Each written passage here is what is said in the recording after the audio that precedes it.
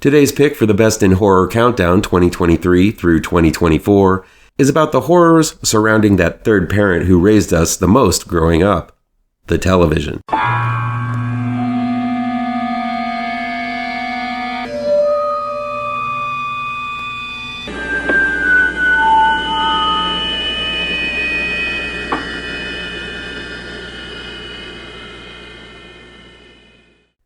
Late Night with the Devil has sparked the rise in the live TV gone wrong subgenre of horror, so expect a lot more films like this one, which feels like a kissing cousin with the found footage subgenre. At number 5 is Late Night with the Devil. It was released on March 22nd, 2024, and is streaming on Shudder from IFC Films. Late Night with the Devil was directed and written by Cairnes and Colin. The late night talk show Night Owls, with its host Jack Delroy, played by David Dastmalchian, has seen better days. After his beloved wife Madeline, played by Georgiana Haig, passed away from cancer, Jack seemed to have lost his edge and viewership, and the ratings have plummeted. After a long hiatus and a visit to the famed Bohemian Grove, Jack returns revived and desperate to become a late-night titan. But the occult-themed program filmed live on Halloween night in 1977 with a combination of guests, a medium, Christo, played by Faisal Bazi, a former magician turned magic cynic, Carmichael, played by Ian Bliss, a paranormal psychologist, June Ross Mitchell, played by Laura Gordon, and a possessed child named Lily, played by Ingrid Torelli, is about to go horribly, horribly wrong. Man, do I hate hype. I really, really do.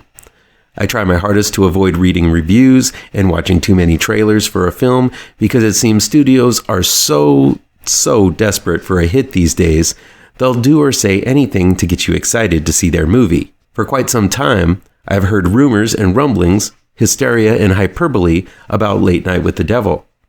About it being the next version of sliced bread we've all been waiting for in the horror community.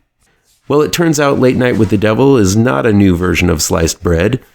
It is a pretty great movie, though, and I guess it's my own damn fault for buying so much into the hype that my expectations were not fulfilled after I saw it. While a lot of people are praising Late Night with the Devil for its originality, I couldn't help but think that it was a clear indication that most people haven't seen that many horror films. If you saw the Argentinian film History of the Occult from just a few years ago, you'll see that the premise is eerily similar. While History of the Occult leaned more towards political strife in the area, both films highlight how the acts of a secret occult organization has lasting effects on what we see on TV. There's a whole backstory only hinted at in Late Night with the Devil involving a place called The Grove, where the world's most influential people meet and perform occult ceremonies that is very similar to the conspiracy-laden narrative of History of the Occult. And while History of the Occult is made of much drier material, if paired with Late Night with the Devil, it would at least make for one interesting double feature. Despite the fact that the concept it's built upon isn't as fresh as folks are making it out to be, Late Night with the Devil is one hell of a movie. First and foremost, I sincerely hope David Dastmalchian gets the recognition the character actor deserves for his performance here. His Jack Delroy is a thoroughly complex character filled with desperation to save his show and tragedy as he reels from the loss of his wife. At the same time, he's able to convey the smarminess of a late-night host, never hesitant to exploit others for the sake of some kind of recognition from the crowd. While there really isn't a lot of time for Dastmalchian to outright talk about what is going on in his head, the narration, by the one and only Michael Ironside, and the brief glimpses of truth you see when his demeanor cracks when shit goes sideways on the show speaks volumes about the damaged man Jack Delroy has become during his long life in front of the camera in pursuit of fame and fortune. While he is a character actor you might recognize, Late Night with the Devil should be the film that makes David Dastmalchian a name you'll remember. And if you remember, I thought he'd be an amazing Freddy Krueger. But that's just my own opinion. Much like a late-night talk show, Late Night with the Devil is impeccably structured, with an intricate and conscious build from beginning to the over-the-top ending. There's a strong tension that thickens as we get to know the various players starring in this show that seems to make up a ritual promising dire consequence, whether the players know their role in it or not. Each scene raises the stakes, and the station breaks Jack cuts to are much needed pauses in this tension that only makes the anticipation for the return to the show more compelling. While I think an opportunity is missed to have a few fun commercials interspersed within the story, similar to the television commercials seen during the station breaks in History of the Occult, the breaks in Late Night with the Devil offer up more chances for character development and a deepening of the plot to occur. The rest of the cast do a fantastic job of being cogs in this ritualistic wheel of horror. Both actors who play the mystic Christo with his John Edwards-esque way he works the crowd, and the paranormal cynic Carmichael, who exudes pomposity, help ease the viewer into the world of the paranormal before the real show begins when the possessed girl Lily is introduced.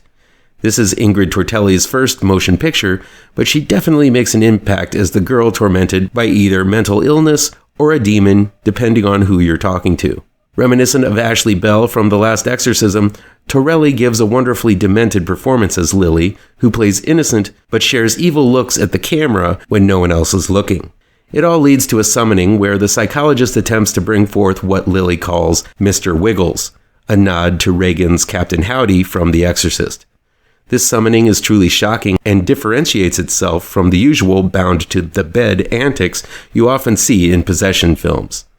But I was really impressed by the following ritual of sorts, where Carmichael attempts to disprove what the audience and the people in the studio seem to have witnessed to be paranormal afterwards. This is where the film really becomes distinct from most occult possession exorcism films, and it truly impressed me as the best scene in the film, involving some pretty gnarly gore and an intensity level that you couldn't cut with the sharpest of knives. The final moments of Late Night with the Devil, as the story is brought to a close, makes sense if you've been paying attention. It's over the top and somewhat vague, but keeps in line with all of the info we've received before, wrapping everything up into a sudden, if not unconventional end. No, Late Night with the Devil is not the scariest movie you're ever going to see. Just ignore the hype. That's proved to lead me to expect much more than what the movie was.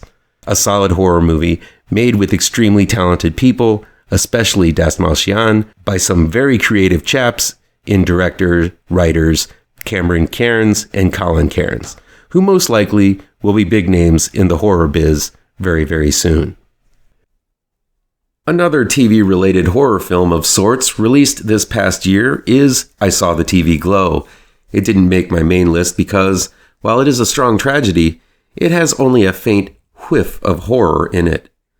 I Saw the TV Glow was released on May 17th, 2024, and it's streaming on Max.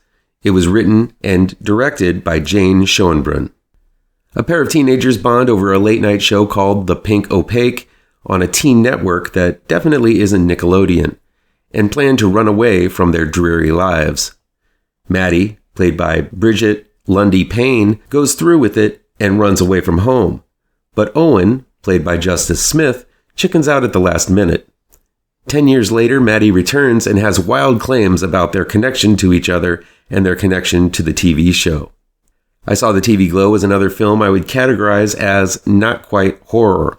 That said, it is a well-made and super high-concept endeavor that deserves some love. Owen and Maddie live in a world where teens are mopey and suburban life is pretty bland, so I guess it's pretty much the real world. Those who are annoyed with that mumblecore movement that rose in the aughts might have some trouble digesting this one. It definitely wallows in the angst and hatred for all things establishment, but like the TV show itself that the kids obsess over in the film, I remember loving movies like Pump Up the Volume, Where the Day Takes You, and The River's Edge, and other teen rebellion movies of the 80s and 90s, and feeling like they spoke to me. But upon returning to them, I realized a lot of the coolness I attached to them was with the situation I was in at the time, and the films were kind of cringy upon a rewatch, though I still undeniably love them. That's kind of what I Saw the TV Glow is all about. Aside from the multiversal concepts and dream logic, it's about never being able to go home again. It's about missing out on once-in-a-lifetime opportunities and the regret that never leaves.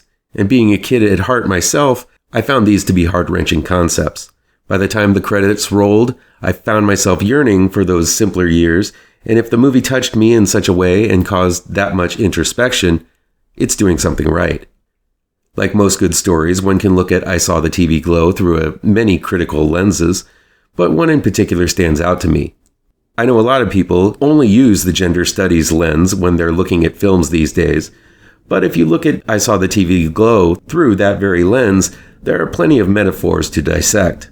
Owen basically says he likes to watch TV and has no interest in the opposite sex or any sex at all. Maddie says she likes girls.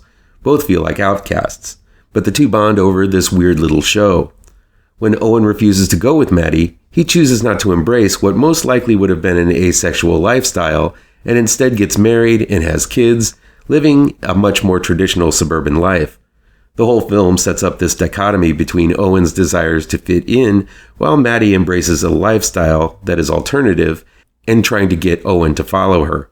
Not that the story is a clean-cut metaphor about sexuality, but nothing in that area is clean-cut, so the strange relationships between these two lost souls feels appropriate. The best part is that it deals with these complex human relationships without any kind of preaching or shoving some kind of agenda down the viewer's throat. Maddie and Owen simply are what they are and bond because of that otherness they both feel. Now, if you're sick of a lot of the gender stuff that goes on these days, you can also view I Saw the TV Glow in many other ways. It's that kind of a rich movie, but that's the one that stood out to me the most. One thing I have caught myself doing in my own writing is creating a character whose inactivity is the main action of the story. It's that passive type of character that many feel to be off-putting and wishy-washy. Owen is that character in I Saw the TV Glow. The main decision of the film is not for Owen to act, but to not act, which makes him a character that's hard to like and associate with, even though many of us choose not to act most of the time in real life. But that's not a dramatic or heroic or bold character, so this type of character is not often used in many a modern story. Again, though, I Saw the TV Glow is mainly about regret, and Owen not acting when he could have is the main point of the film. It works, but it makes for a more introspective film. It will also leave some with a feeling of, what the hell did I just watch, or even feeling like a wasted 90 minutes has just passed you by. But I think with a little thought about it and a willingness to open up with the characters, I Saw the TV Glow makes for a worthwhile watch. I do understand if some people feel the opposite, though. Bridget Lundy Payne is the standout in I Saw the TV Glow. She's a tragic character that might be nuts, or maybe she's onto something with her wild claims of alternate realities. Lundy Payne walks that line well, leaving you wonder which she is, batshit or enlightened. Justice Smith is harder to like because of his passive nature, which I explained a few seconds ago, but still offers up a memorable performance. In the end, I Saw the TV Glow as a tragedy that left me feeling deeply sorry for these two outcasts. It makes for a powerful watch. Not the most exciting all the way through, and definitely not for everybody, but if you are willing to embrace your inner freak, you might get something out of this vaguely horrifying, barely horror type film. Once again and always, feel free to agree, disagree, or how about you play along at home and give me your own picks for your favorite horror movies. It's October, so let's talk horror. Come back tomorrow for the next level in the Best in Horror Countdown. Be sure to hit all of those pertinent bells and whistles down below, and you'll never miss a post. Happy Halloween, folks. Please do me a favor and punch that like button down below. Share this video with all of your social media addicted pals. Click subscribe to this channel and ring that bell for notifications.